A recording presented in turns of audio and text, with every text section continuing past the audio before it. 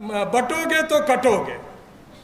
वो क्या है समझिए, वो SC ST OBC को कह रहे हैं कि तुमको हम बांटेंगे और काटेंगे। ये जो उपवर्गीकरण है ये आपको बांटकर आपको काटने की साजिश है और उसको वो हिंदू वाले भाषण में देकर आपको भ्रमित कर रहे हैं। आज कौन से बड़े अहम मुद्दे हैं देश और समाज के समक्ष? जाति जनगणना एक मुद्दा के तौर पर राहुल जी ने उठाया, कई सारी पार्टियों ने उठाया।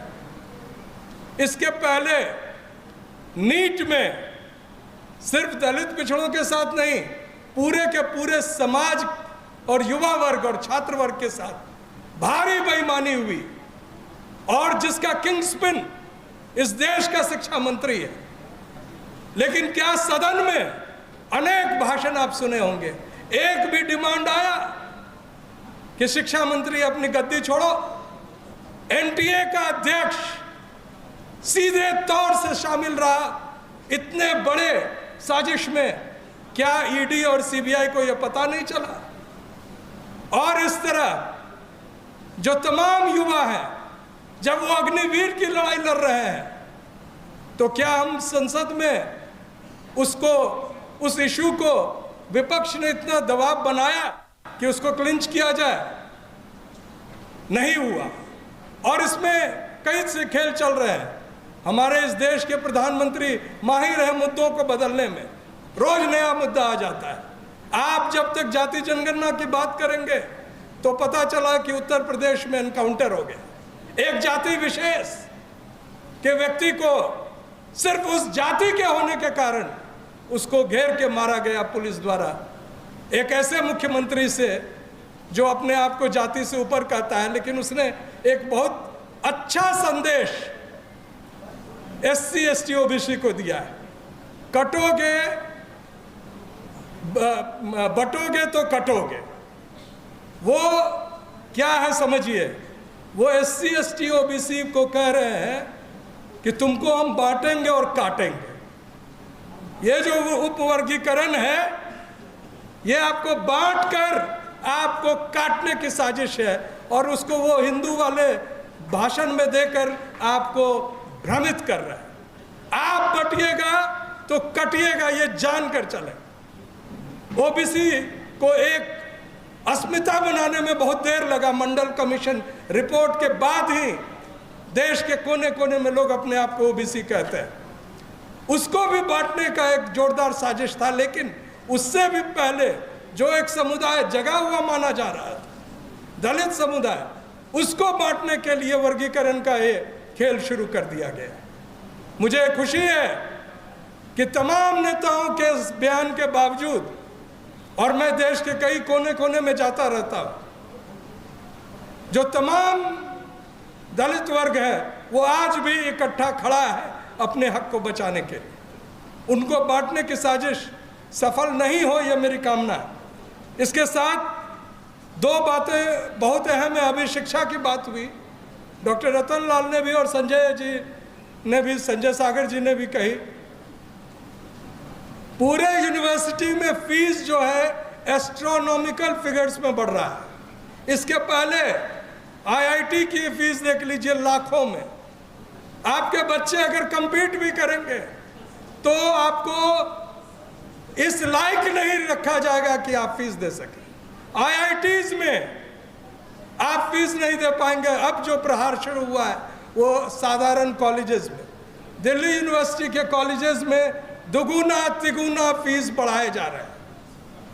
और इसका अभी छात्र संघ चुनाव होने वाला है, और देखिएगा छात्र संघ चुनाव में जिस तरह के धन बल का प्रयोग होता है, उसमें क्या एक भी बार मुद्दा किसी भी संगठन द्वारा फीस एनहांसमेंट को लेकर चल रहा है? नहीं चल रहा है। मैं कॉलेज में पढ़ाता हूं, देखता हूं। और खास बात देखिए, भ्रष्टाचार किस तरह से बढ़ रहा है। इसके पहले उज्जैन में एक मूर्ति गिरी, शिव जी की मूर्ति गिरी। भावना आहत, ज्ञान का कोई भावना आहत नहीं हुआ। लेकिन छत्रपति शिवाजी महाराज की मूर्ति, जो मैं दावा करता हूं 36 करोड़ में बन सकता था, 3600 करोड़ अलॉट हुए, और उसका ठेकेदार कौन था? महाराष्ट्र के चीफ मिनिस्टर का बेटा। और क्या बयान आया, 45 kmph स्पीड में चल रही थी हवा और वो मूर्ति गिर गई। जो जानते हैं कि जब तूफान आता है तो मिनिमम स्पीड 300-400 kmph के ऊपर रहता है मिनिमम। उस हिसाब से तो पूरा का पूरा जो दुर्ग था वो उड़ जाना चाहिए। ये दरअसल पूरे देश को लूटने में, और रोज किस तरह से एजेंडा बदला जाता है।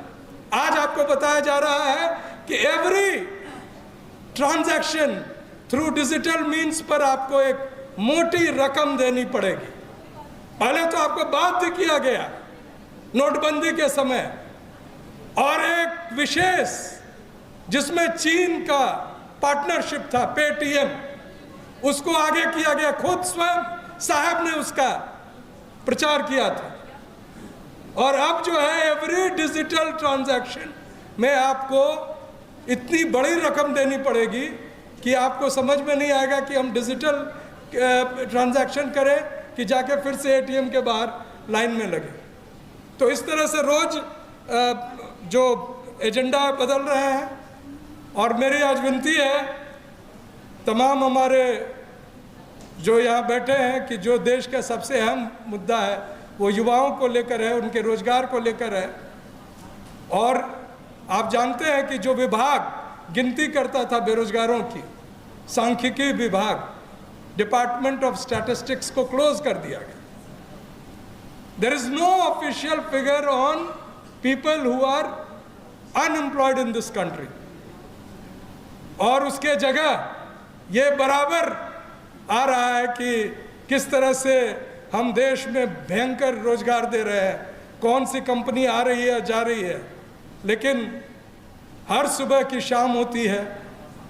वोट फॉर डेमोक्रेसी एक संस्था है जिसने कहा है कि ये 2024 के चुनाव में 79 सीट्स जो कि इंडिया को जीतना चाहिए था, वो एनडीए को या बीजेपी को जबरन जिताया गया है। यह सरकार गैर कानूनी सरकार है, असंवैधानिक सरकार है। अगर इसके खिलाफ और उन वायदों के खिलाफ जो कि संसद में नहीं सुना जा रहा है, अगर विपक्ष और खास तौर से राहुल गांधी सड़कों पर नहीं आएंगे तो देश के लोगों के साथ फिर से एक बड़ा अन्याय होगा।